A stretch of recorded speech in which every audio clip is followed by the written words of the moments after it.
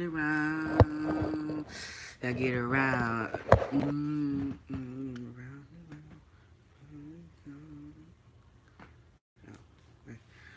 Alright, what's good, y'all? This your boy Coach and back with another video, and today is gonna be me reviewing WWE SmackDown Live full show reviewing results for April 17th, 2018, and going over what is Dragon Ball Z League. All you guys have been asking me questions about Dragon Ball Z League. I look to answer all of you guys' questions on the league, Dragon Ball Z League, today as well. Thank you guys so much for joining me. Before we get into the video, thank you guys for 126 now subscribers. I got a hilarious story time of coming. I'm probably gonna do it Friday. I'm probably gonna do it Friday. Since I'm going to Dragon Ball Z League today, I got a hilarious story time. What? Oh my God! What? Really not Ryder? Oh my God! Or whatever, man. I got a hilarious story time coming out about how my classmates found out that I was a YouTuber. We'll go over that Friday this week coming up. It was so funny. I laughed out loud. I should have recorded that and put it on YouTube, to be honest, man. I really should have, man. But my phone was dying, so I had to charge it, so that's why I didn't. But we're gonna be going over Raw and SmackDown Live, going over this Dragon Ball Z League as well today, and then I'm going to go wash my hair. Yeah, that's right. Your boy looks different. Don't mind it. It will look better by tomorrow. But I want to get this video out to you guys today. I should have just combed it back a little bit before I did this video. But I want to get this video out to you guys today. So you know what I'm saying. You know, it'll be better tomorrow. You know, got that little fresh up cut. You know, starting over now. You guys will see a different Coltrane by the summer 2018, guaranteed. Guaranteed you that. So so that's look visibly different. I'm about to get you I'm about to get the Dragon Ball Z League. I told you after I do my stream, I said review. You didn't hear me. You didn't read my text all the way. But I'm about to pull the Dragon Ball Z League stuff up real quick, and we'll get started. So yeah, SmackDown Live, man. SmackDown Live. I was very impressed. I'm not gonna lie to you. SmackDown Live proved to you why they are the A show. They really did. They blew me out of the water of how good they did this week. About like how they got the rosters together and all that stuff like that yesterday, man. They blew me out of the water. I was very impressed, And last night proved to you SmackDown Live won the Superstar Shakeup. All Raw got was SmackDown Live mid-card leftovers that will probably do nothing on Monday Night Raw outside of Breezango or maybe one of the moves they made, a Randy Orton, a Randy Orton, some guys like that. I think Randy Orton is still I think it is Randy on Raw. I have to go check and make sure. But no, Randy's still on SmackDown. I'm sorry. But outside of a couple mid-carders, they're gonna be the same thing they are on Monday Night Raw. I don't see nothing different for those guys. You know what I'm saying? So I really didn't care about that one aspect from SmackDown, from Monday Night Raw, Superstar Shakeup. But SmackDown Live, phenomenal show, man. Foster, they have no excuses. Don't give me, oh, it was just a bad show. No, they have no excuses now.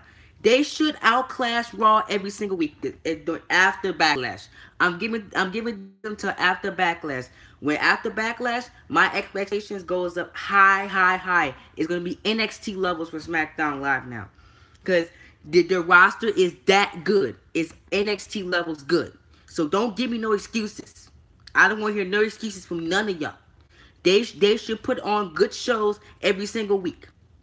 Every single week, man. I don't want to hear no excuses, and nothing at all.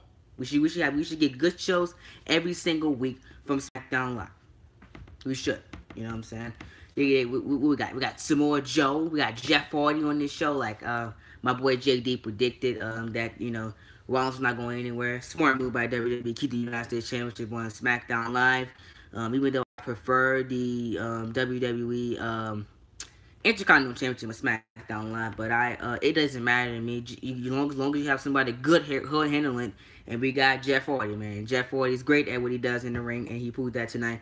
last night on SmackDown Live, when he took on Shelton Benjamin. We'll go over that as well. So man, and, you know, I love how they did that interaction between Randy Orton and Jeff Hardy. It kind of gives me a tease that Randy Orton could be going heel, and that is one of the greatest things in the world, man. Seeing a heel Randy Orton, man. Seeing a heel Randy Orton. Thankfully, Shinsuke Nakamura and AJ Styles did not move to Raw. Thankfully, WWE did not make that mistake. Bryan stayed good, and and you brought up with Samoa Joe. Brilliant. You know, to be honest, I really wish I would have seen Finn Balor. I think Finn Balor deserved to go to SmackDown Live and be reunited with the club. You know, that could have been something they do in the future, but you know, they didn't do that, man. They didn't do that, man. I really wish Finn Balor would have moved because now he's on Roman. Roman always wins in Monday Night Raw, and I don't like that because I don't know if Finn Balor will become the IC or WWE Universal Champion at all. I don't like that, man. I don't see him becoming champion anytime soon. You know, Rollins will probably run to the title till about SummerSlam. In my eyes, he has plenty of times to run through to SummerSlam, and then maybe Balor could take it from him in Brooklyn. But other than that, I don't see that. Unless WWE turns Finn Balor heel, which I don't see no more because the club are going from Monday Night Raw. Who is he going to align with? Is Balor going to be a heel on his own? I see that right now. I don't see that at all right now. Uh, but we'll see what WWE does, man. We'll see what WWE does. Guys, hold on, guys. Are we frozen? I think my camera's acting up. It says we're still alive. Hold on.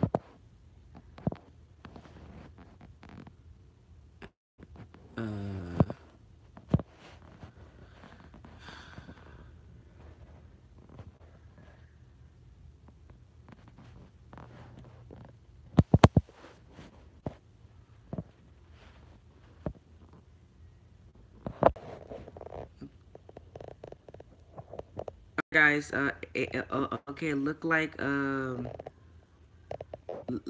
we're back online. All right. Um, I had a little bit of issues with that, man. But if you guys, if this doesn't, you know, we had a little issues. We might have to had to start back all over again. But you guys haven't noticed, this is your WWE SmackDown Live full show. We're reviewing results for 418, for 417, 18. You know, 2018, man, from last night's show, and going over what is Dragon Ball Z League as well. I have I believe it has a couple of videos.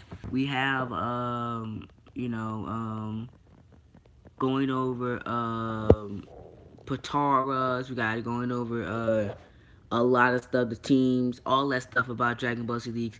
You guys will learn in this video today as well. So thank you guys for joining me, man. You guys are new to my channel. Hit that like button. Subscribe to the channel down below, man. You're on the road to 130 subscribers, man. Appreciate your support. I want to give a shout out to Big Boy Giant 25 for shouting me up and cutting a couple of his videos, man. Thank you so much for that. I'm almost to 100 subs, man. Hope you reach that by the end of April. Also, Ken Ash J, man. I love the Ken Ash J exposed video. Very hilarious. I want you to do another video. And your Fortnite video was funny as well. Shout out to you, man. And hopefully you go to your channel as well and make it to 100 subs sooner rather than later, man. Also, a couple of Big Boys and 25 friends. Thomas Rogers, thank you for subscribing to the channel. I know you did. Who else? What was it? Sammy Talks from Ken S. J's channel. Night Rider Games. Shout out to you, man. Thank you for commenting in my Universe Mode video, man. That plan with Nakamura versus Nightwolf could happen sooner rather than later. I'll go over an announcement on that later on this week with Universe Mode. And shout out to everybody else that subscribed. Even my fellow schoolgoers have subscribed to my channel. Yes, people found out that I had a YouTube channel at school today, which was very hilarious, man. And thank y'all for that, man. We're only 4 away from the Q&A, man. If we could get 4 more people to subscribe to my channel by the end of April, man, we will have that Q&A, man. I will do it this weekend. If we can get it by Friday, I'll do it this weekend. You know what I'm saying? You know. I'll just let y'all guys know I'm doing a Q&A and a couple of my videos. I might post that might be its own video, so you guys can send me questions on it and stuff like that. So yeah, only 4 more away from the 130 subscriber Q&A. So man, tell your friends about me, man. Tell them, oh, tell them, oh, Coach has a YouTube channel. He goes over all kinds of stuff. He does try to laugh challenges, music challenges, reviews, all this stuff, man. You go subscribe to him, man. So tell your friends all that stuff like that, and hit that sub button for me, man. And hopefully we can get to 130 subscribers by the end of the month, so we can do the 130 Q&A. But without further ado, man, let's go over SmackDown Live, man. Great show by SmackDown Live. Overall, it was a 8 out of 10, man. Almost a 10 out of 10, man. It almost was perfect, man. But a couple things bothered me, and and that's why it's an 8 out of 10, man. But overall, it was a great show. I enjoyed it, man. Because it's not on NXT levels because it's only a shakeup. I don't expect it to be on NXT levels right now, but it could get that with this roster, man. SmackDown Live, they won the shake up easily, man. They're one of the best shows besides NXT that WWE has right now. It is the A show for the main roster and the B show overall for all shows in WWE. It's better than Monday Night Raw, but not better than NXT. But it could be better than NXT if they could get a couple things right. In the next couple months, it could be one of the best shows that WWE has. That WWE has in their company, hands down. Period. With the roster they have, they couldn't mess this up at all, man. Couldn't mess it up at all. Now we're gonna get straight to it because we have a lot of videos to watch on the Dragon Ball Z League. So I'm gonna get right into it. I don't want to waste too much of you guys' time because we have a lot of videos to watch on Dragon Ball Z. We're going over everything about Dragon Ball Z League in this stream. I want to be wrapped up by 7:20. So let's get it started. We kick things off with AJ Styles. AJ Styles came out of the ring. He joined announcer Gregor Hamilton in the square circle to kick things off. Surprisingly, we kick things off with a shake-up announcement like we did on Raw with Jinder Mahal. We kick things off with the WWE Champion himself. Styles said Nakamura has shown his true colors the last few weeks, attacking him in WrestleMania 34 and costing fans a dream match between him and Daniel Bryan. Styles tried to call Nakamura out, but newly minted heel did not answer the call. Instead, Rusev and A. English interrupted, and a match between the Phenomenal One and the Bulgarian Bull kicked off the show. Before they actually could really get underway, Styles trapped Rusev in his calf crusher submission hold. English broke up the hold, and a double team ensued. Daniel Bryan hit the ring, making the save and setting up a tag team match for later on in the show. So this match was very, very quickly, man. So Rusev and English came out, with the Rusev Day. But man, very, very, I love that, man. You see how over Rusev is over, man. He's still over, even though he attacked AJ Styles and Daniel freaking Bryan. He's still over. Rusev Day. We still hear Rusev Day in the crowd, man. Still hear him in the crowd, man. And I really hope he becomes a babyface soon, man. He deserves it. So I love how I did that, man. So basically, this match got underway. We still got trapped in a calf crusher, and then English broke it up, and they double teamed, and Daniel Bryan came up, and that set up a tag team match for later in the show. Great way to kick things off with SmackDown Live. It kept Nakamura as that heel that he's playing great at, by the way, man. Nakamura has exceeded my expectations as a heel, man. Absolutely brilliant. Rusev and English got their spots, and it set up a good tag team matchup later on in the night. So then we had Jeff Hardy take on Shelton Benjamin. So the gold standard came out just 24 hours after his tag team partner Chad Gable was sent to Raw. Benjamin addressed the WWE Universe, so telling it that he never needed the former Olympian. He vowed to remind fans of how dangerous and threatening he is to the SmackDown Live locker room. After revealing to a page to set his prime competition his way, Randy Orton music played. So we thought we were gonna get Randy Orton versus Shelton Benjamin. I was like, okay, yes, let's go, man. As the Vibe made his way to the ring, United States Champion Jeff Hardy rushed past him and into the ring, signifying his arrival on Tuesday nights. So that means the WWE United States Championship is staying on SmackDown Live, and Jeff Hardy is now a part of the SmackDown Live roster. Hardy and Benjamin did battle in the same competition. The former WWE Wrestling Champion controlled the majority of the match, proving himself Hardy's equal between the ropes. It was not enough, though, as Hardy fought his way back into the match, delivered the twist of fate, and executed a swanton bomb to score the impressive come from behind victory. So there you go, man. A great match between those two. We've seen that 10 years ago, back in 2008 in the same position. Jeff Hardy was I believe a mid card champion or the WWE champion or whichever one he was, and he was on he was on Friday Night SmackDown as it was back in the day. And and these two fought, man. It looked like they didn't time to advance him. Jeff Hardy could still move like he moved back in the day, but a little bit slower. But he's still a daredevil at 40 years old. And Shelton Benjamin's always been the precipice in the ring, man. So I love this new heel Benjamin, man. He could grow on me. I really wish they would have brought back the gold standard. You know what I'm saying?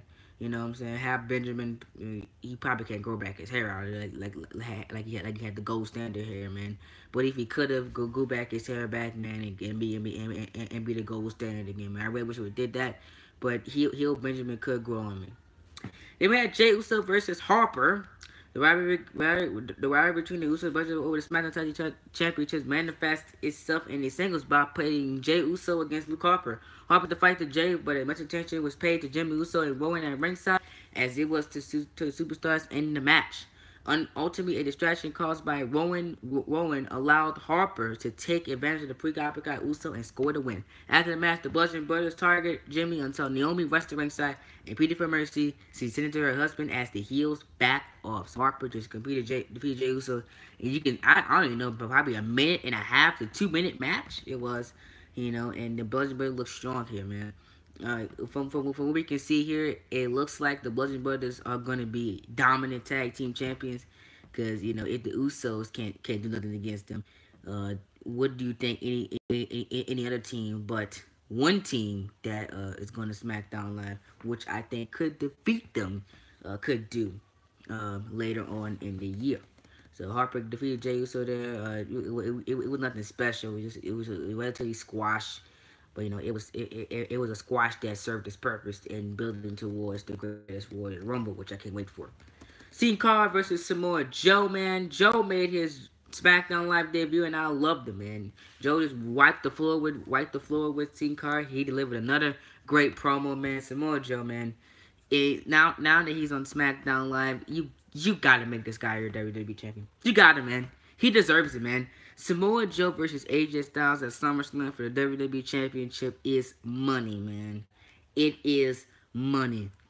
Joe deserves everything that he's getting right now, man. He's not going to win the IC title in Saudi Arabia. He's probably not going to defeat Roman Reigns, which I don't mind him losing both of those matches because Roman Reigns will probably win the Universal Championship and then beat Samoa Joe, and then Samoa Joe will go right back to SmackDown Live with a clean slate on his belt and could go after that WWE Championship, man. That's what I'm looking for, man. He mentioned names like Daniel Bryan, Randy Orton, AJ Styles, or like money. Put him up against any of those guys. It'll be instant money, man. Any of those. So Joe defeated Sin Cara tonight, man. Great way to debut Samoa Joe on the main roster. The Carmella celebration was one of the worst things of the night, man. Carmella, man, this promo was absolutely cringe, man. Absolutely cringe, man. I didn't like it, man. Most of the people in the audience didn't like it. It was terrible. They could have did better than that, man. I mean, some people say that Carmella was already aggravating as SmackDown Live Women's Champion, man. You know what I'm saying? I'm gonna give it a couple of weeks, man. It's something I have to grow on, man. But her first night as champion did not impress me at all. So she bragged about her title victory and called herself the Princess of SmackDown Live. I love that. I love that ring to it. A video package her hyping her all about me attitude. Afterwards, she continued her Bulgaria's ways until Charlotte Flair interrupted the former champion, congratulated Carmella on the victory, but said she had something that was hers. The Iconic showed up interrupting Charlotte and leading to a brawl between the women. Becky Lynch and made the save for Charlotte as the show headed to break. So after we came from break, we seen Charlotte Flair versus Billie Kay. I really wish this is why this show is 8 out of 10 in my opinion, because they made the wrong mistake with that Carmella Liberation garbage. And then we had this, man. I really wish that Billie Kay would have defeated Charlotte, because Charlotte would have kept the momentum anyway, because she beat Asuka, man. I mean, come on, man. Give Billie Kay a big victory here, and she should have won her SmackDown Live debut. You should always have the people that, if they debut, you put them up against somebody that they can easily beat and make them look strong in front of this casual audience to show what they can do in the ring. You know what I'm saying? I really wish SmackDown Live would have did that, but but Charlotte defeated Billy Kay here. But it was, it was a good match, but I really wish they would have just had Billy Kay go over in the end. And finally we had AJ Styles versus Daniel Bryan versus Rusev and Aiden English, the product of the night's opening segment, the main event of Tuesday night show. So Daniel Bryan, WWE Champion, AJ Styles battle Rusev and Aiden English in tag team competition. Daniel Bryan has been doing a lot of tag team matches over the past couple of weeks. The Bulgarian British sense to such the tag team point and beat down and isolated Styles throughout the match, frustrating the baby faces. A hot tag to Bryan and the Bar created raw energy and had the popular tandem rolling. Ryan tried to yes lock, but English broke it up with English deposited at ringside. Bryan took Rusev down with a leg whip and unloaded with a series of yes kicks. He exploded across the ring and with a running to Rusev, but attention switched to Nakamura, who delivered a low blow to Styles. The distraction allowed Big Cat to sneak in the square circle and deliver a big boot to Bryan, and that due to disqualification, Cass stood tall to close the broadcast. His message sent to Bryan loud and clearly. So Big Cass is officially on SmackDown Live, man. I like that move because you're not gonna put Big Cass and Braun Strowman in the same brand. Two monsters that get over in different ways need to be on different brands, and I love that. I love how WWE did that, man. Smart move by them. I love the move so much, man, and I really hope I expect to see big things for Big Cass on SmackDown Live, man. He could be a champion by the end of the year, man. Mark my words. There you go. AJ Styles and Daniel Bryan defeated Rusev and English via disqualification. And I'm about to hit the WWE.com to go over the rest of the Superstar Shakeup for SmackDown Live real quick. And then we'll get into the Dragon Ball Z League videos, back Dragon Ball Z League stuff real quick. And then I'll be the end of the stream. So let me go to WWE.com real quick. I know I missed some names on like Almas. I know Jealousy Anonymous is also on SmackDown Live, and also breaking news. Bruno Sammartino passed away at the age of I believe it was 82. He was. Condolences go out to his family, man. Bruno Sammartino is one of the all time greats, man. It's so sad to see him go, man. I really didn't watch Bruno Sammartino that much, but you know what I'm saying. I really still condolences go out to him, man, and his family, man. Oh man, it's really a tough time today for WWE. We still have some big acquisition superstar shakeup. Samoa Joe. Samoa Joe was easily the biggest of the evening. So we had Adrian Cena and Selena Vega go to SmackDown Live. Gallows and Anderson also went to SmackDown Live as well, and Sandy and Sheamus and Cesaro also went to SmackDown Live with R-Truth. So those are all the moves that, and the Miz we found out last night as well. Those are the moves for SmackDown Live. But again, I said it earlier in the stream. You guys didn't hear me. SmackDown Live has no excuses. They should give me good shows every single week. There's no excuse why you should put on a bad show. You have the best, one of the biggest rosters you have ever had, and one of the best rosters you have ever had in a long time. You should give me excellence. I expect to see NXT like every Tuesday night. You know what I'm saying? Can they do it? We'll find out, man. But there you go. That's SmackDown Live review. I'm about to put my light on, and we'll get into what is Dragon Ball Z League in just a second.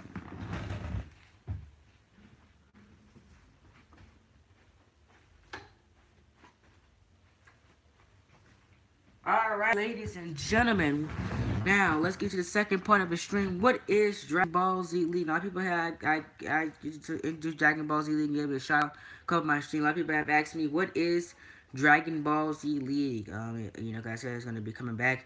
It is basically a 16-person league that has been running for 16 teams that has been running for 9 seasons. Host with the commissioner Squee 913, who has been running for a good 9 seasons, maybe 7 to 8 years has been running. The league has been running, man, and I became a part of it back in season number 4 or 5, I believe. I was a part of it, and I still am to this day, man. You know what I'm saying? People have been asking me about Dragon Ball Z League and stuff like that, because a lot of people fans of anime have been asking me about it, and I want to give you guys what it is about in all these videos, man. A lot of people say, oh, you know, how does the league work? How does it function? I'm gonna give you guys all this in Dragon Ball Z League 101, the structure of the league, the teams that they have, these teams that they have. You know, one team is gone, which is Team Afterlife. The game's head-up display, types of attack and support moves, all this stuff will be explained in Dragon Ball Z League 101. So we'll go over all the basics, and then we'll go over Patara's max power and what is all that stuff like that, and builds as well to explain what the league is. So let's get into it, man. Starting things off with part number 1, the structure of the league. And screen 913 will explain you the structure of Dragon Ball Z League. Hello everyone, Squee here, and welcome to the first of a series of videos called Dragon Ball Z League 101.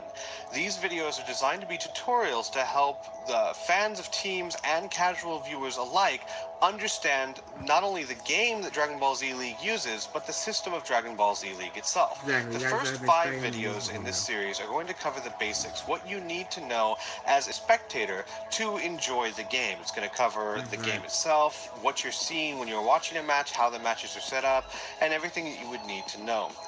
The episodes after that are going to go more in depth and detail into customization for people who actually work on teams, so that you can have a better idea of how to build your team. It's going to cover what customization basics are, the difference between AIs and Pataras, what some popular Pataras are, and eventually we're even going to get into different types of builds and what you can do to help make them work and what's generally not a good idea. So, it's going to be several videos. I plan to go into great detail and to be very expansive, and hopefully if you watch all of these videos, you will have all the knowledge you need to be a fantastic member of Dragon Ball Z League. So, without further ado, let's get into the first episode here. We're going to cover the absolute basics. Dragon Ball Z League uses Dragon Ball Z Budokai Tenkaichi 3, which was a game released for the PlayStation 2 and the Wii. And in my opinion, is one of the best Dragon Ball Z games ever made. Not only did it have the most expansive roster and character types, but it also had some of the best looking fights and one of the deepest customization systems of any Dragon Ball Z game. And in my opinion, it did the best job of making it feel like you were watching Dragon Ball Z.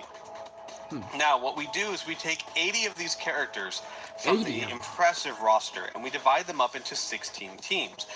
In the next episode, I will describe each team, so we won't worry about that now. Just know that there's 16 teams, all with some unifying theme. And these 16 teams are then divided up into 4 divisions: North Kai Division, East Kai Division, West Kai Division, and South Kai Division.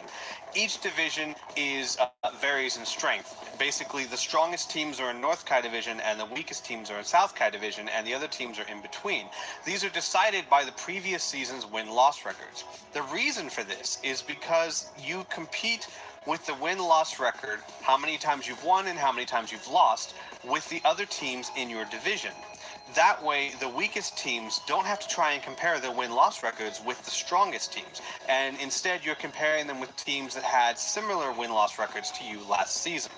So, we divide them up into these 4 divisions, and then we start the season. We have 4 preseason weeks, which is a chance to test builds and prepare for the season. And then we go into a 15-week season, where each team faces every other team in the league once. And we keep track of how many of those matches you win and how many of those matches you lose over the 15-week period. After the 15-week period, we take a look at every win-loss record in each division, and the top 3 teams of every division move on to the playoffs. The bottom team is done for the season. Then the playoffs start, and the playoffs run a little differently.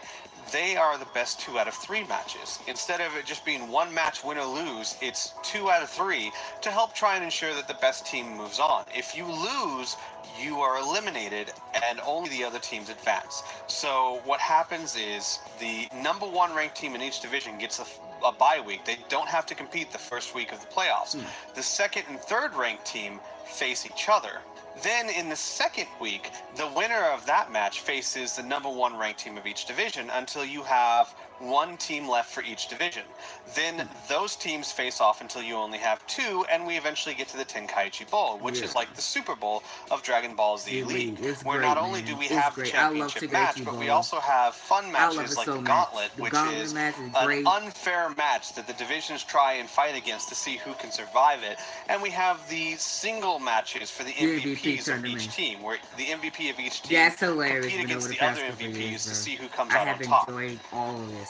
That's basically a rundown of how the season works. We crown a champion, we restructure the divisions to reflect that season's win-loss records, and then we start preparing for the next season.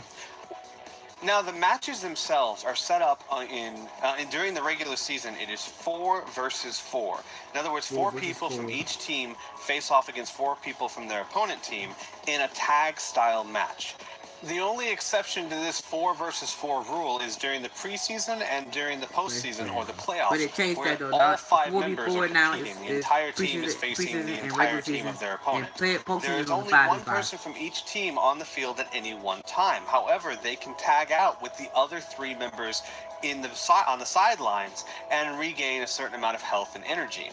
Until there are no one left, or if they die, then their teammate comes in to replace them, and basically they go back and forth like this until one entire team has been killed, and then whoever's left standing, they are the winners, and they get a win in the win column, and the others get a loss in a loss column. Like I said before, the playoffs are the only exception to this rule where we do the same thing, but it's the best 2 out of 3. Other than that, it's one match, one chance to win, one chance to lose. I'm playing all the videos going over team description, how the league works, and all that stuff like that in this video right now. So, man, thank you so much. I gave you a shout out earlier in the video when I did my SmackDown live portion of the video. So we still got a couple videos to watch, man, to go over, basically go over the basics for you guys, and go over how you build the person and stuff like that in the league. So you guys, if you're interested in that, you can stay and watch the video. If not, if you missed my SmackDown Live thing, basically I thought SmackDown Live was a good show, and they won the Superstar Shake-Up for me, man, and yeah, they have no excuse not to put on great television, in my opinion, man, in my opinion. So yeah. So let me play the second video. If you missed the first one, we basically went over the structure of the league, how it works, and all that stuff. Is like the divisions, how the matches work, and all that stuff like that. Now we're going to a team description, like what kind of teams you will see now in the second video. So yeah, just a little laid back league that I've been a part of for like a couple years. Alright, so let's get in the second video, y'all. Hello viewers, Squee here, and welcome to episode 2 of Dragon Ball Z League 101, a continuing series to teach you about Dragon Ball Z League. In this episode, we are going to be covering the actual 16 teams that make up the league, what they are, who make them up, and why you may or may not want to cheer them on. I'm going to be going in no particular order. I just have a list of them. I'll be going down. I will give a short description of each team, and just to let you guys know what they are. I am going to completely leave out how they have done in the past. In other words, who's won what, if they're a good team or a bad team. I would rather you guys learn that for yourselves. It's like if you like the team, you can join them, and I'll give you guys a link to how you do all that at the end. Not because it's a winner. So I'm gonna leave all that for you guys. Don't worry, I got y'all. Let's get into it. Team Namek. Team Namek is fairly self-explanatory. This team is made up of all Namekians. Early Piccolo, late Piccolo, King Piccolo, Nail, Slug, Tambourine's allowed to be in there. Tambourine is a special case. He is a Namek. He doesn't quite look like a Namek, but he is one. He doesn't look like one. He was born from King Piccolo. The actual wiki lists him as a mutated Namek. So those make up Team Namek. Now, they can alternate who's actually on the team, because there's more Namekians than there are spots on the team, and they go back and forth between who they want. But that's Team Namek. Next, we have Team Derp. Team Derp is a very subjective team. It's a team that has people that weren't necessarily weak, but the show made out to be very derpy or very inept. The people on this team Like are, of course, you have Hercule, Hercule, the Supreme champ, Kai, the mascot of the team. Android You have 18, Salza, you have Dodoria, Dodoria, you have Salza, Android 19, all and those you have guys. Supreme Kai. That's who's currently on the team. Now, some of these you may say, but Supreme Kai wasn't really weak. No, he wasn't weak. He was a fairly powerful character. But in the show, he never did anything worthwhile. He was always shown to be very inept and just kind of stand there and get scared a lot. Same for most of the other people on this team. It's not that they were incredibly weak, but simply that the show made them out to look silly. Next, we have the Saiyans. These are the old school Saiyans from Planet Vegeta who wear the Saiyan armor and have the monkey tails. These are King Vegeta, the original Scouter Vegeta, Nappa, Raditz, Turles, Bardock. All of these characters could fit onto that team. And all of them have the ability to go into their giant ape form. In a later video, we'll discuss transformations and what that means. But this is the old school Saiyans representing. Next, you have the Valkyries. The Valkyries are our all-female team. The only thing that you need to fit on this team is to not be a male character. So you have people like Zengaya, Fasha, Android 18, Rayleigh, Videl, Pan is another one that can fit on that team. So that is the unifying force that makes up the Valkyries. Hence the name. Next, we have the androids. The androids are the odd ones. They are androids that were built and used by the Red Ribbon Army, mostly. It's not a hard, fast rule, but for the most part, they have to have some influence or affiliation with the Red Ribbon Army. So what we have on Team Androids is Cell, Android 17, Dr. Gero, Android 16, Android 8. 18 could fit on the team if she wasn't already on the Valkyries. And Super 17's banned from the league, so he doesn't get to participate. Yeah, Android 19 is already on Team Derp, so he's not a member of that either. But all of those characters would technically fit the theme if they weren't currently involved in another team or banned from the league. Though that team fights very differently than many other teams, and I will get into that in a later video. But those are the androids. Next, we have the Earth Defenders. The Earth Defenders, the unifying theme for the Earth Defenders are people, good guys, they have to be good guys, who defended the Earth from some sort of threat or menace. And it generally pertains towards the earlier part of Dragon Ball Z. And who you have on that team is, of course, mid-level Goku, the Goku that first went Super Saiyan when he fought Frieza. You have Yamcha, you have Tien, you have Chiaotzu, and you have Krillin. Those are the teams, the members that make up the Earth Defenders. Next, you have Team Muscle. Team Muscle is a celebration of how ridiculously drawn some of these characters can be in Dragon Ball Z when it comes to muscles. They all look ripped and like Mr. Universe, and if they flex too hard, their skin's gonna come right off. So all of these characters need to fit that description. Now, they don't have to start out in that form, their transformed state of being very muscular. In fact, most of them don't, because that would make them too powerful. But they have the ability to transform into that state. So on Team Muscle, you have people like Transformed Roshi, Transformed Garlic Jr., Super Android 13, Legendary Super Saiyan Broly, Bojack. Nappa could fit. He's not really on the team, but he could fit. I'm missing one. Bojack. Bojack the Space Pirate. All of these characters can be very muscular, and that's what fits them on that team. Next, we have Team Buu. That one should also be self-explanatory. If you're a version of Majin Buu, you can fit on that team. Majin Buu, Gohan Buu, Super Buu, Gotenks Buu, Evil Buu, Kid Buu, K-Buu, and we actually have Oob on that team as well. We needed a fifth character. Oob is a form of Majin Buu. It's the reincarnation of Majin Buu, so he fits on that team. Next, we have the Majins. The Majins are people who, in one way, shape, or form, were influenced by the wizard Babidi. Either they were put under his spell, or in the case of Maju, he's part of Majin Buu, who was, controlled by Babidi for a long time.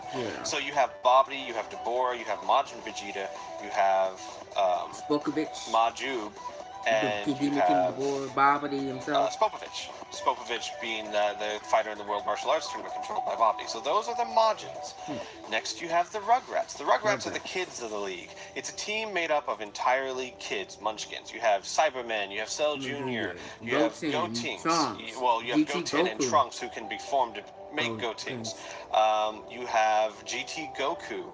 There's several other people who also could fit on that team, but that's, I believe, the current lineup of the Rugrats. Yeah. They're the small guys. You Next, got you the have Super the Saiyans. Super Saiyans. The Super Saiyans are again, a self-explanatory team. If you are a Super Saiyan, you can fit on that team. There are several characters that are either banned or taken up by other teams, so they're not on that team. But what you have on that team currently is Ascended Saiyan Vegeta, End Vegeta, the Vegeta that fought with Majin Buu. You have End Goku, the Goku that fought with Majin Buu. You have Trunks, adult Trunks, not with his sword. And And you have adult Gohan. Now, So then you now, got you guys are wondering why, what happened with the Super Saiyans. If you guys go into the league and you're like, oh, I want to be part of the Super Saiyans.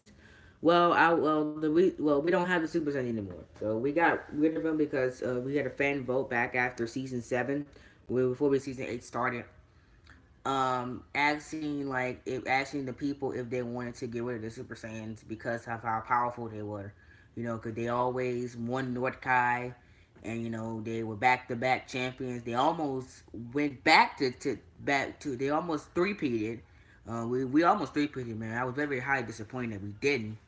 Three-peated in season 5. And season 6 we got there and we lost. I believe it's season 6 or 7 we got there and we lost. I gotta figure out who won season 7 because I know we didn't win season 7. And then we got Blades won season 7 and season 6. I think Muscle won it again. But I gotta go check back and make sure on my history. So you know, we got to like three or four Tenkaichi Bowls. We won like 2 of them. We won it back-to-back seasons, and we beat the Gauntlet and everything, man. So and also we were part of the Gauntlet and everything. So yeah, that's so the reason why we don't have the Super Saiyan anymore because the league voted that they were too powerful, and to take their place we have Team Afterlife. So this is not going to come in because these introductory videos were made about 4 years ago, around at the beginning of season number 5. So you know this is before the Super Saiyan got taken out, and we were defending our championship for the third straight season. So see season number 5 when we were on that massive win streak. We only lost I believe one time, once or twice in season 5. Um, so this is what this was taken from. So yeah, Afterlife is basically everybody that has been seen in the dead, which could go for Goku, Python, you know who else have been seen, Chaozu, all those guys that have been seen in the dead in Dragon Ball Z, and mainly from the Majin Buu saga. You guys we're gonna see a lot of people from there who has been seen in a form that with a ring over their head. They they uh, uh, they can be considered part of Team Atlas. So obviously you won't see a Gohan in there because Gohan has never been seen with a ring over his head in Dragon Ball Z. So yeah, maybe I think adult Gohan could fit in there. But yeah, that's the example for that one. So yeah, um, and so that's what happened with the Super Saiyans. So you guys asked Will about the Super Saiyans. That's what happened with them. They had got removed from the league after a fan vote. Team Super Saiyan. Now, Super Saiyans have to start as a Super Saiyan. They can't start in their base form. They could power down to their base form if they choose, but since they are Team Super Saiyans, they have to start as Super Saiyans. Next, we have Team Gohan. Yes, this is basically all Gohans. We have an entire team of Gohans. And fun fact: this is my team now, man. I am a part of the Gohans right now. I'm a fan of the Gohans. Basically after the Super Saiyans lost, were gone from the league. I need to find a new home. So I looked at a couple teams and I love the Gohans, man. You know, Gohan has always been my favorite character, one of my favorite characters in Dragon Ball Z. I think my third favorite character is Vegeta, Goku, then him. And and now I have a whole team of them. So I help with the builds and stuff like that for Gohan's. And I'm proud to say I'm a member of Team Gohan. We had a difficulty last year. We barely made the playoffs. When we made the playoffs, we hit that switch, and we made this Tenkaichi Bowl, and we won it. And now we're defending our crown this year, man. So I'm a part of Team Gohan's, man. Team Gohan's all the way. If y'all want to join Team Gohan's, man, it'll be brilliantly, man, for y'all. I'll leave a link to you guys to give you guys more details on Dragon Ball Z League and stuff like that in the description down below. And there's still more Gohans on other teams. But who we currently have on Team Gohan is Kid Gohan, Teen Gohan, Great Saiyaman, Future Gohan, and Ultimate Gohan. And they make up Team Gohan. Anyone who's a Gohan could theoretically fit on that team, but all the other Gohans are taken. The fact that there are other Gohans is in and of itself amazing. Yeah. Next we have the Ginyu Force. Again, another self-explanatory team. If they were on the Ginyu Force, they're on that team. Yep. Captain Ginyu, Jace, Birder, Raccoon, and Goldo. They make up the Ginyu Force. If you don't know who they are, you need to go watch Dragon Ball Z. Next we have Team Cold. Team Cold is the Cold family. King Cold, Frieza, Cooler, Metacooler, and Mecha Frieza. They make up the Cold family. Fairly simple explanation. Simple. Then we have the Blades. The Blades is a team where everyone on this team has a sword or blade of some kind that they use in their attacks. So you have Tapion, you have Sword Trunks, you have Cyborg Tao, Yajirobe, Janemba. There are a few other characters that could fit on this team, but they're also taken by other teams. But that's the unifying theme. If they have a sword, they can fit on this team. Or a blade. I'm not sure you'd really count Cyborg Tao's weapon as a sword, but it is a blade. It's a blade. That makes up Team Blade. And last but certainly not least, we have Dragon Ball Warriors. This is the throwback team, the nostalgic team. To be on Dragon Ball Warriors, you had to be in the original Dragon Ball cartoon, not just Dragon Ball Z. So right now, currently, we have Kid Goku, we have Teen Goku, or early Goku, the one that fought with Piccolo in Dragon Ball. Well, it's fluctuating. You have Grandpa Gohan, you have, Roshi would fit on that, you have Nam, he would fit on that, Emperor Pilaf would fit on that. Any of the villains or heroes from the original Dragon Ball would fit on the Dragon Ball Warriors. And that's the 16 teams. Again, I'm not telling you how they've done. You can find that out for yourself, but I'd really prefer you to choose a team based on who you like and who your favorites are, and not how well or badly they've done. So, if you enjoy... yeah, that's basically 16 teams, man. I basically went over that one team out of the 16 so you have heard in the audio are gone and why they're gone. So, yeah. We're going to move on to part 3 now. The games here to play.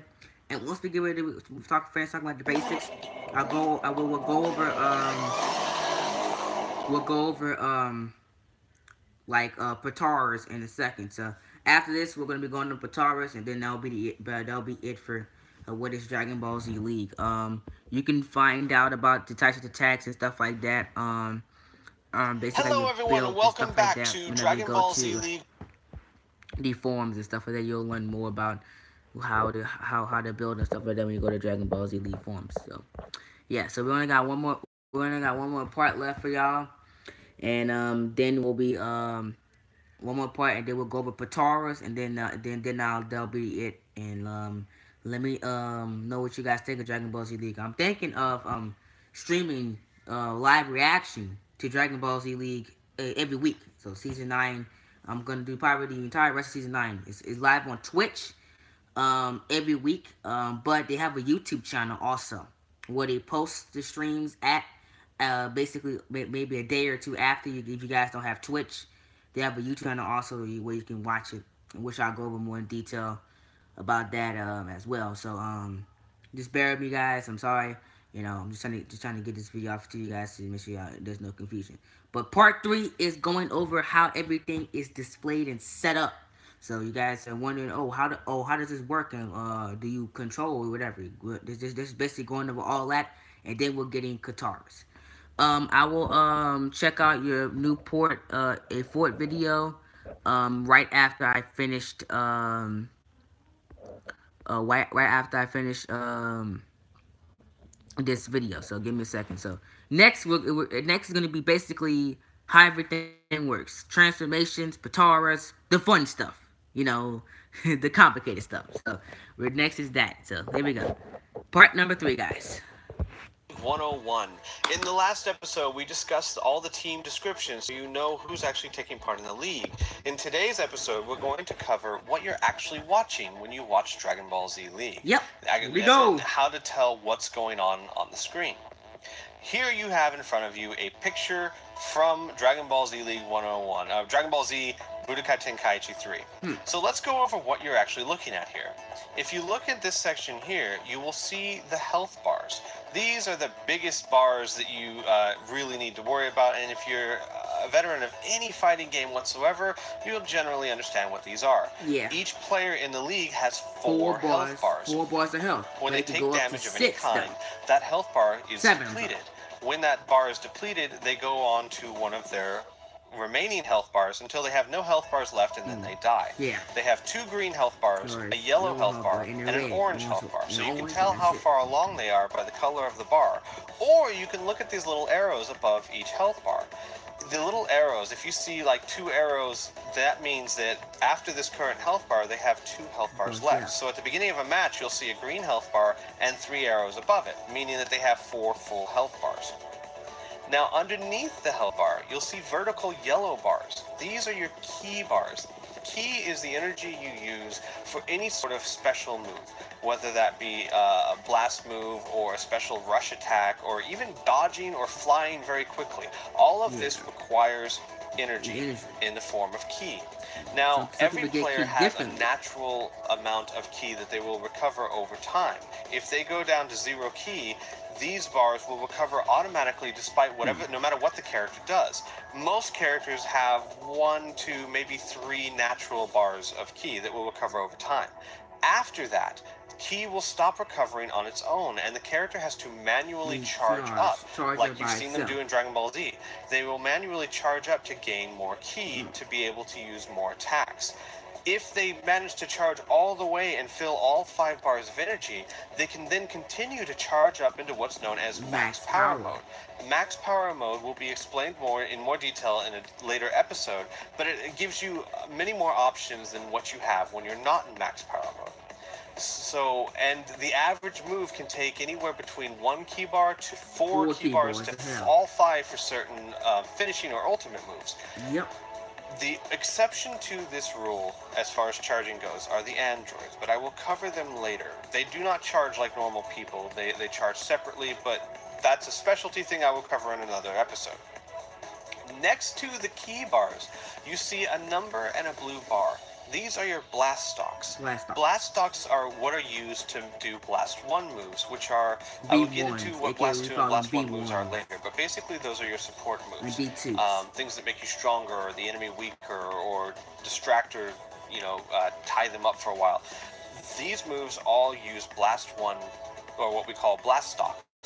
The number is how many blast stocks you have. The blue bar next to it is how far along you are to progress into the next blast stock. So if you see a 3 and half a blue bar, it means they're halfway to having 4 blast stocks. And Blast 1 moves can take anywhere from 1 to 3 or 4 blast stocks to pull off, depending on how powerful the move is. One of them, even Yajirobe, has a 5 blast stock move that's really powerful. So those are your blast stocks. I believe it's underneath the blast stocks, you'll see what's called a tag bar. Yeah. The tag bar is who is going to tag in after this character either dies or tags out. You can see who's lined up to go by the picture, the small picture of the face next to that purple bar is who's set up to tag in next. And that purple bar is your timer. When a character comes into the match, he has to be in that match for a set amount of time before he can tag out. This is to keep teams from just tagging out constantly. Yeah. So as that purple gauge fills, once it hits the full gauge, you can then tag out at any time, or your character can. They typically won't tag out until they're close to death. But so tagging out gives you many advantages, including the ability to recharge ki and recharge that current health bar while you're sitting on the sideline. So tagging out's a very good thing. And finally, what you see on the screen are the numbers. Numbers are important in Dragon Ball Z League. All damage is reduced down to numbers. It's a number game. Remember I told you you had 4 bars of health? Yeah. Each bar of health equals 10,000 Points points. of So damage. each character has a total of 40,000 points at the start of the match. Some characters can generate health or regain health based on special abilities that they've been customized with or special transformations. But the basic number is 40,000 points. And you'll notice that every attack, every melee combo, every super move, every attack that does damage at all will put up a number on the screen. And these numbers show how devastating an attack was. So if an attack is 8,000 points of damage, you know that that was almost a health bar. If an attack is 22,000 points of damage, you know that was over 2 health bars and really devastating. So numbers are a great way to keep track of how powerful moves are. And I will be referring to numbers when I talk to melee combos and special moves, and when I refer to how much damage they do, I will be talking in the form of numbers. So it's important to understand that 10,000 points equals a health bar, and there are 40,000 points on average for the health of a character. All right? So that's what you're actually watching when you watch a Dragon Ball Z Budokai Tenkaichi 3 match. There are Yep. some specialty things like clashes where strange things will come up, but I will cover those in a later episode. All right, so next episode, Basically, we're actually going to be covering the moves. What you I want to give y'all an example of, like what you see. Like, I seen some crazy stuff in Dragon Ball Z League, some crazy stuff. I remember one time. So it was Team Gohan, man. I was a part of Super Saiyans, and for some reason we got rid of him in season 4, and he went to the Gohans. So we to pick up. I think it was a trade because we picked up adult Gohan for him. So it was like one match. I remember it was like season 5. So he was on the Super Plus 2. I think he had Ended Nation Savior build. Basically, that's a blast build, B2 build we like to call it. And he completely just wiped the floor. He had, I believe it was 6. I believe started out with 6 or 7 blast stocks. He kept hitting power to the very limit. Father Son Kamehameha, bang bang. That's like 22,000 points of damage. 2 health bars gone. Then he charged up, or he went back to max power. Did it again, another 22,000 points of damage. So that's like a one character going. So then like I think it was Mid Vegeta. He came in. The second character came in. He knocked down 2 bars of health. So Gohan knocked it back again, charged back up again. Then he did it again. Then it went up to 25,000 points of damage, because because like when you give somebody a super build, and if they have indignation and stuff like that, or it's super plus 2, the more they go down, the more powerful their ultimate get, the more powerful their moves get overall. I remember he did like two or three super commandments. They did 16,000 points of damage, because that's the power of a super build. That just gives you an example of what a super build can do with the team, man. It's very brutal, very brutal.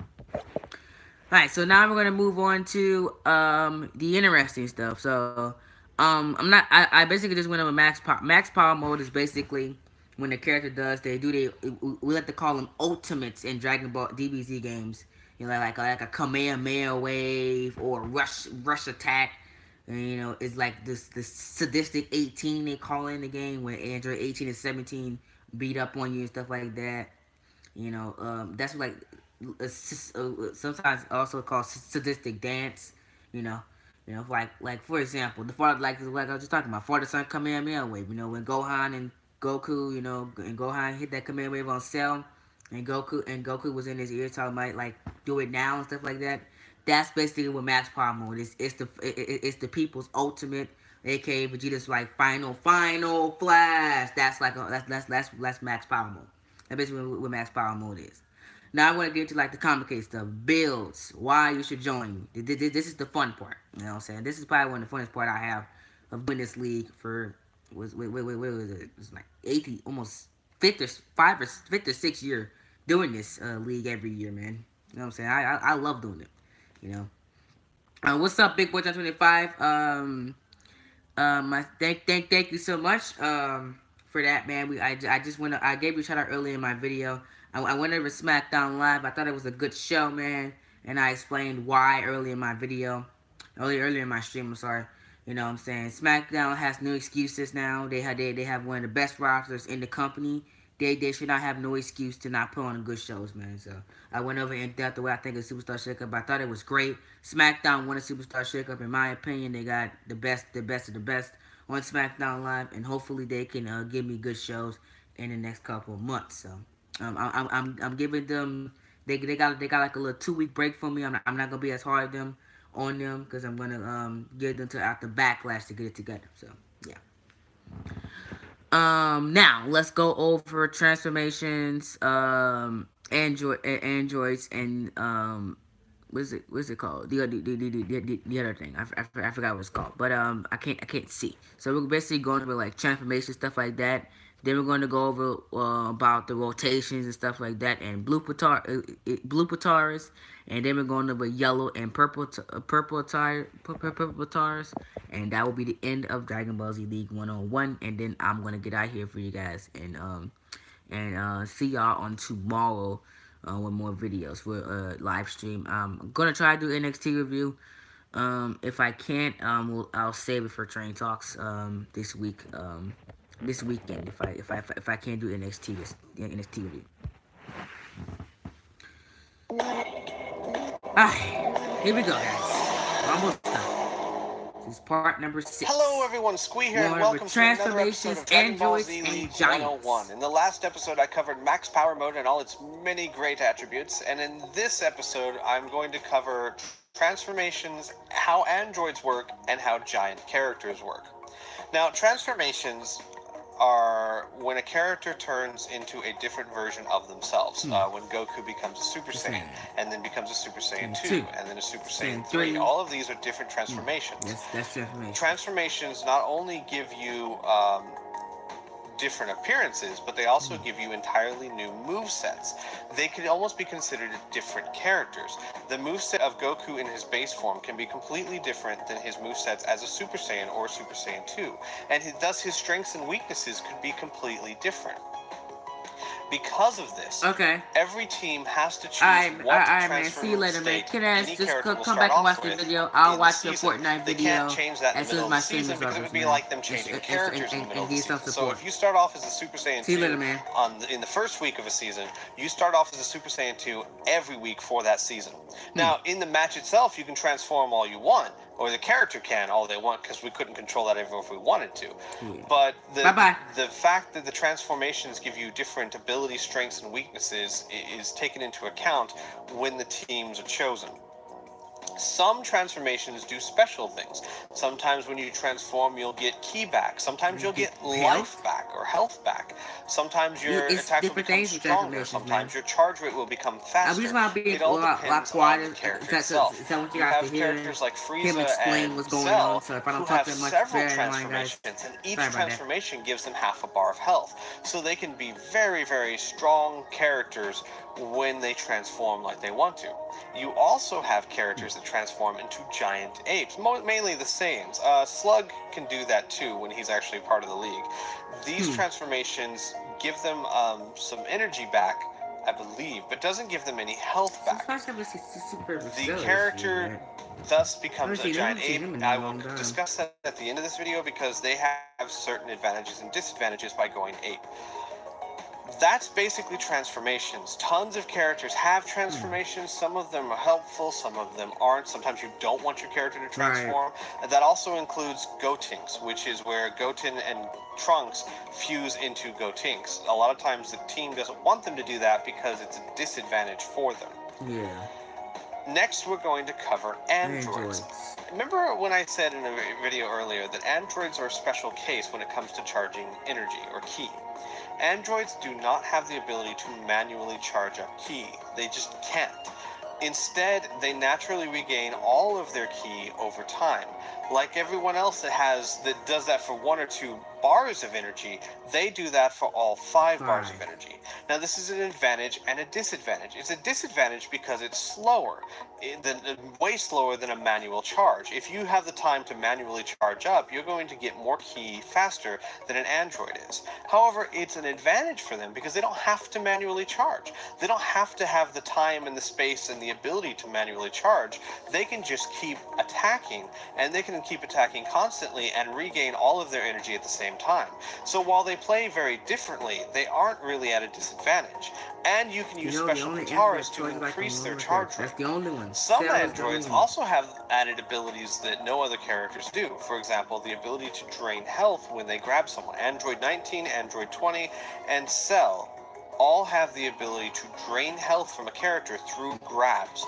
The regular grapple that I told you about allows them to drain not only health, but in the case of Android 20 and Android 19, also ki energy. So grabs are very dangerous when it comes to androids, except when they try and grab other androids. Right. Other androids cannot have health and energy drained from them. So they are immune to that effect. Android 19 and 20 also have a very special, unique effect to them, which allows them to suck up beam blast 2s. In other words, if someone fires a Gallic gun or a Kamehameha at them, every once in a while they can actually suck up that energy, just like in the show, to replenish their own ki. Now, it is only an ability that is unique to those 2 characters, and it's not used all the time, but it is fun when it happens. Finally, we're going to talk about giant characters, namely the apes that the Saiyans can transform into. The only other character that could be in the league that can go giant is Lord Slug, the Namek, and the same rules apply for him. Basically, the Saiyans have the ability to turn into the giant apes that you saw in the show. Some of them can do it naturally, others have to actually be on a moonlit map. So Nappa, Fasha, and I believe... I don't remember. But anyway, some of them, Nappa, Fasha, Kid Goku, they all need to be on a map that has a full moon, and then they can go ape. Other characters like King Vegeta, Scouter Vegeta, and Turles can actually have a special move where they can transform no matter what kind of map they are, because they'll cast that fake moonlight thing. When they become a giant ape, they do get energy back. They do have separate, different attack moves. And they become immune to not only grabs, but any rush B2. Any B2 where your character rushes at them and performs some sort of cutscene combo, they are completely immune to that. They do not work. The character will literally bounce right off of them. It'd be hilarious sometimes. I ain't gonna lie. When they happen, I'll be laughing, bro. Huge disadvantage in the sense that they are now much bigger targets. It is harder for them to dodge attacks. And so we've seen giant apes be really great sometimes, and the transformation just gets them killed at other times. But that's how they work. The Saiyans are a unique team in the sense that every character on that team can go ape, and you have to plan for that when preparing for your team. So that's it for today's episode, and that's also it for the basics. Alright guys, that's it for the basics, guys. That's it. Now we're gonna go over rotation and elite Pataris and yellow and purple Pataris, and basically how you build your team. And basically that's gonna be it. I'm gonna end it, and then I'm gonna leave you guys a link, and then that'll be it for the stream.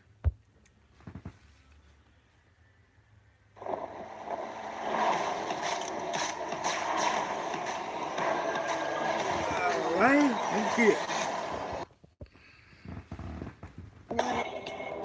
As long as I have streamed it, especially night.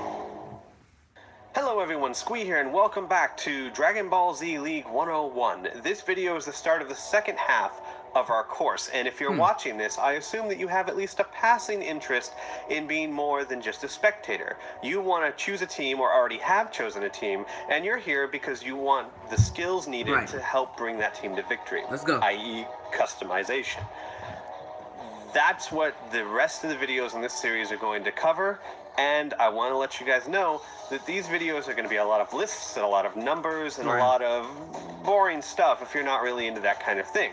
So be forewarned. However, if you are really interested in truly being a benefit to your team, if you this wanna, is stuff you need if you want to to get know. involved, We're you going to go need very to know in this depth into stuff. how the customization works, what rotations are, and what kind of different builds you can make.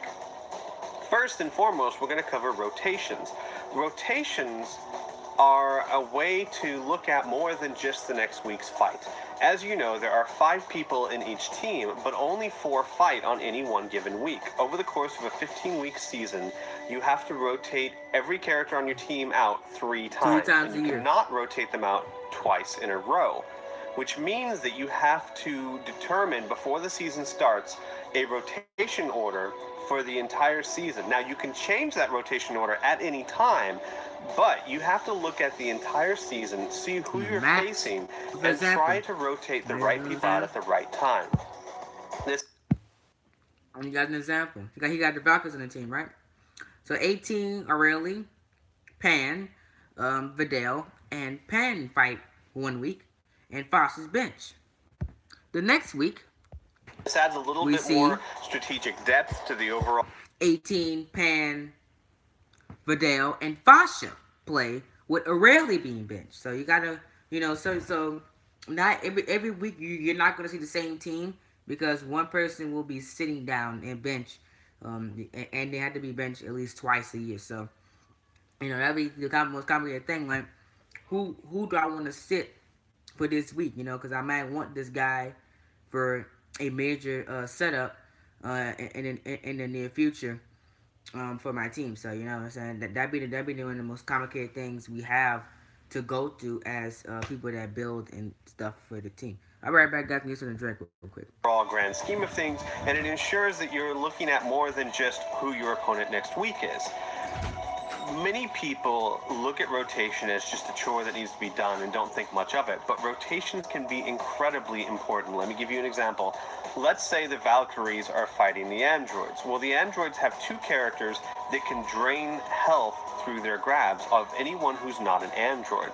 So, when they're facing said androids, the Valkyries might want to make sure that they have their Android 18 and Aurelie in, so that half of their team is immune to such grabs, giving them an advantage. Conversely, the androids, knowing this, may want to rest one of their characters that does this so that they can be in a match later on. And these kind of decisions can be the difference between winning and losing. They can be the difference between moving on to the playoffs or not. So rotations should never be taken too lightly. As I said, you need to look at who you're facing when you're facing them, and you need to keep up on it, because teams that you thought might have been fantastic and you're going to need your strongest people on at the beginning of the season may not be that way halfway through the season, and you may want to reshuffle your rotation order. And you definitely don't want to be caught in a situation at the end of the season where you need wins desperately and you have to rotate out your best people. So these are things that you always have to keep in mind when it comes to the rotation system. Now, with rotation systems out of the way, I'm going to cover the customization process generally and what Pataras are. Pataras are how you give your people special abilities. There are 3 types of Pataras. There are blue Pataras, there are yellow Pataras, and then there are the purple AI Pataras.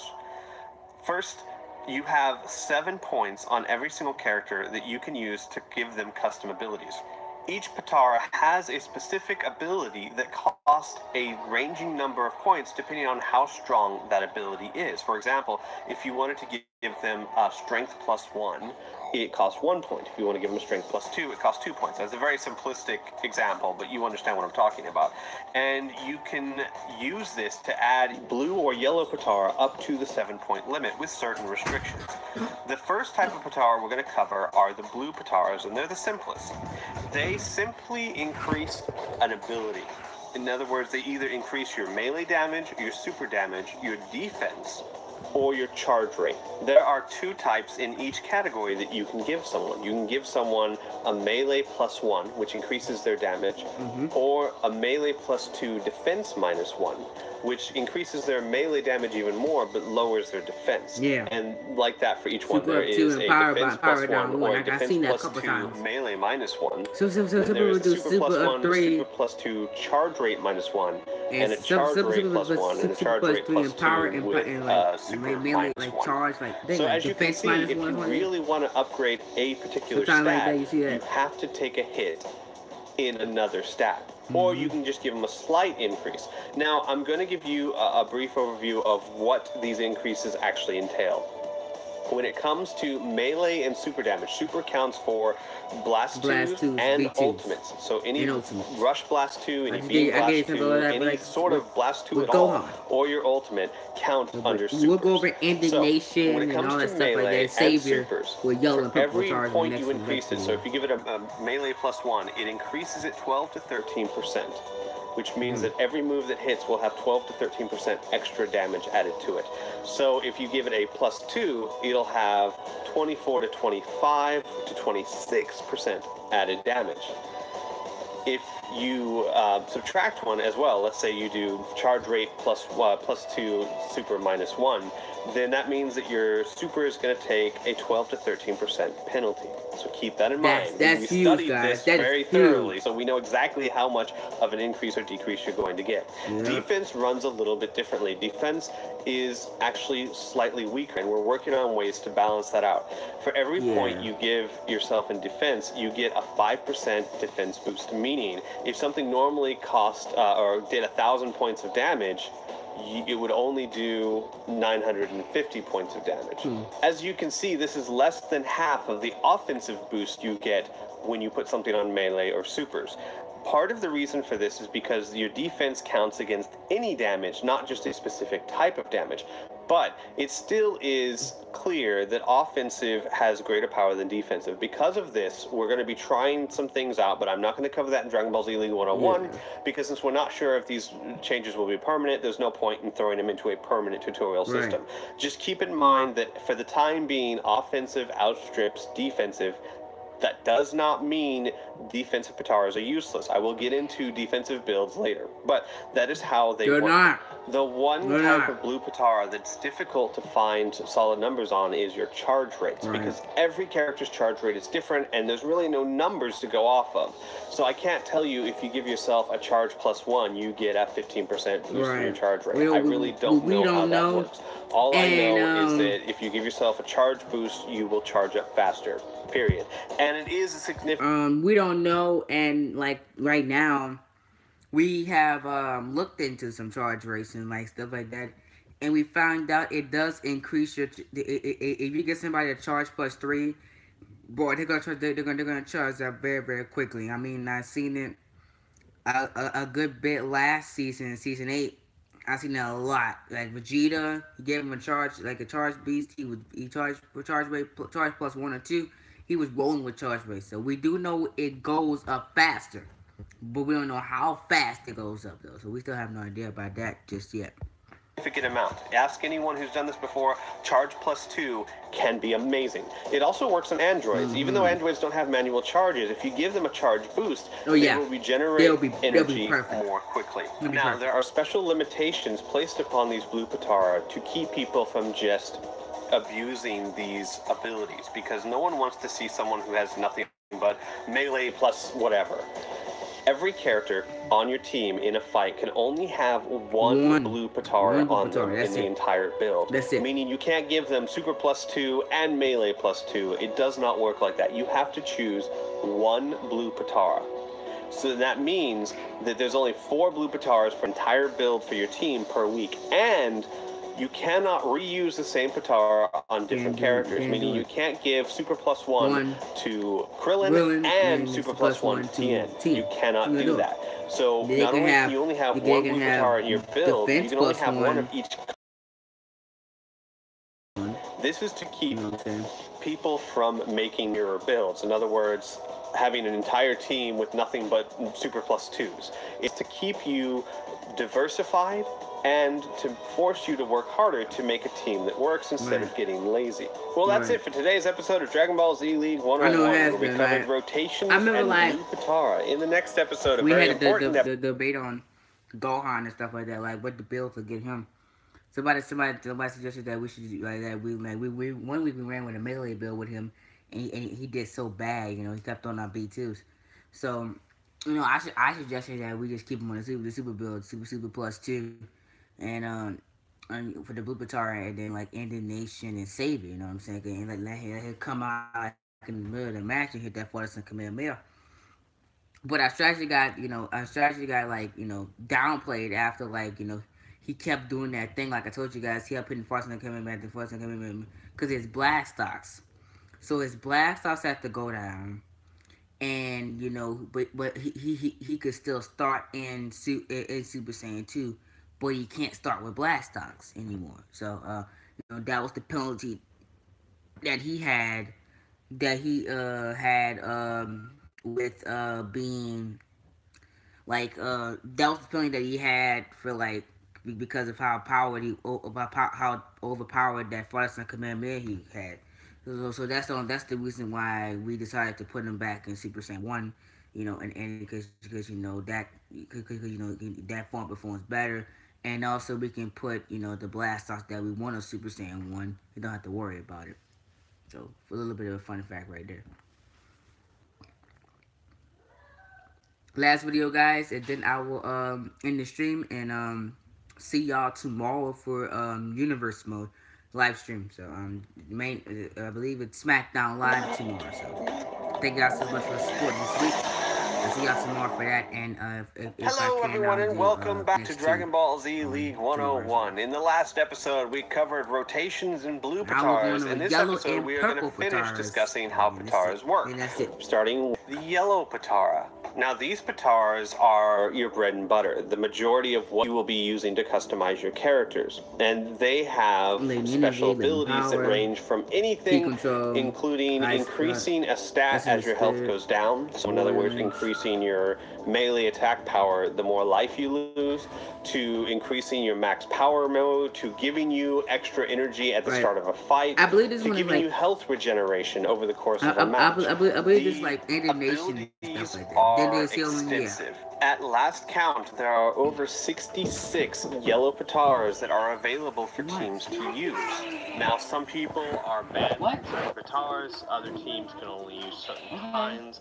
There are a list of restrictions that you need to get with your team and find out what your specific team restrictions are, because I'm not going to put them in this video. But as you can see, there are a lot of ways to customize a build to fit your character's strength. Now, like the blue Potars, there are limitations on how many you can use. When it comes to yellow Potars, you can only use two of any one kind. Are you gonna watch them or are you not? Meaning, yeah, I am. You can only use two Yes. saviors on your team. You can put one on I'm gonna two watch them. characters, and Video's you can't almost have done. three. Now go ahead. This is, again, I gotta hit diversify my- to keep people from making the same build for every single character. Bye. You really have to pick and choose what Potars you want to put on who. There are certain Potars, like Savior, that is way more popular than other Potara, and we want to avoid teams having, 4 They can't hit Saviors you on anyway. everyone and that kind of thing. So the limitations, like I said, are 2 per team. The last Potara that we're going to cover are the purple blues. Potars, or the These are the computer AIs. Now, these might be the most important element in a custom build, because Right, these it Potara really is, tell your man. character how to behave, how to fight. Do you want them to be a melee fighter? Do you want them to use supers?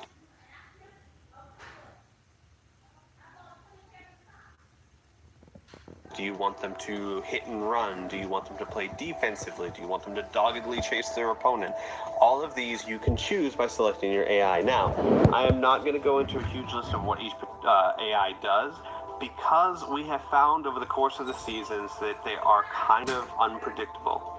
Each AI, it has a name of a character and has a certain characteristics. For example, Gohan AI gets extremely aggressive when they go into max power mode. Goku AI is supposed to be just a general all around. Krillin AI is supposed to be heavily focused on using rush 2s.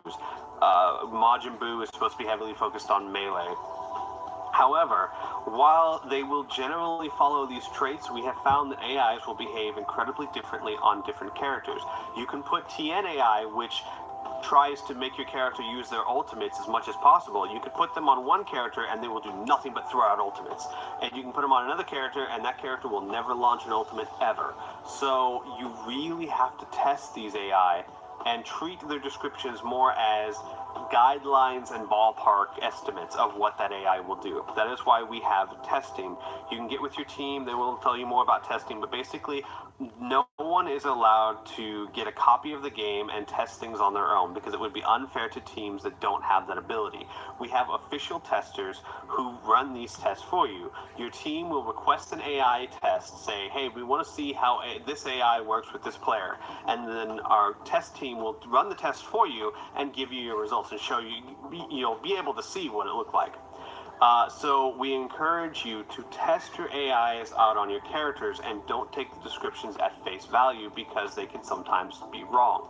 We have found, on the other hand, that while an AI may be different for different characters, it does tend to be fairly consistent on the same character. In other words, if you put an AI on Videl and she throws out a lot of rush 2s, she will consistently, and I say consistently, not inevitably, she will consistently maintain that behavior. Some days she won't, but for the most part, she will behave the way you expect her to. So that's it. That is the different types of Pataras. Now, knowing this, you'll have a basic understanding of how customization works. Your next task, and this is homework, is to go to the link in the description below that will take you to the list of custom abilities. This includes blue and yellow Patara. You need to know this list, or at the very least, you need to know how to find this list. I am not going to be going over every individual Patara. That would take way too long. You need to study this list so that you know what ammunition you have to put on your character, so that you can best build your character to accentuate their strengths and reduce their weaknesses. You are going to be expected to have a working understanding of this list as this course continues, because if I say a name of Avatar, for example, if I say Power of Rage, I'm just going to expect that you know, or at least know where to find what Power of Rage means. So, there's your homework, and in the next episode, I will be covering 4 special Pataras that really do need some discussion, and that is Indignation, Fighting Spirit, Latent Energy, and Sirius. See you guys next time.